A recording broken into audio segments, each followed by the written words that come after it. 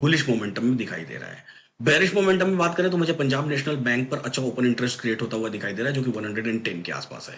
तो Punjab national bank को 110 के आसपास अगर हम देखें, और अभी वो फिलहाल वहीं कहीं आसपास चल भी रही है, तो वहां से वो बेरिश कहां तक दिखाई देता है, वहां से वो बेरिश 105 तक दिखाई दे रहा है, या फिर 100 तक भी उसकी स्ट्राइक प्राइसेस नीचे की तरफ दिखाई दे रहे हैं। तो 110 का जो एक्सटेंशन ऑफ रेजिस्टेंस है वो 110 के आसपास ही कहीं है।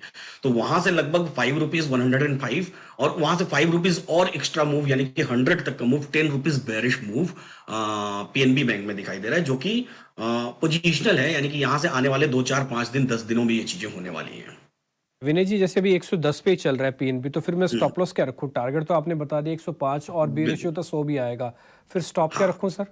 इसका स्टॉप लॉस कैसा होगा कि अगर आप 110 रुपए पर जाकर ओपन इंटरेस्ट देखेंगे, यानी कि आपको ऑप्शन चेन ओपन करना पड़ेगा, ऑप्शन चेन में उसका ओपन इंटरेस्ट देखना पड़ेगा, तो उस पर ओपन इंटरेस्ट अभी लगभग 2360 के आसपास दिखाई दे रही है। आप दूर दूर तक देखेंगे तो उसका जस्ट हाफ ओपन इंटरेस्ट आपको 115 पर 1224 का दिखाई दे रहा है।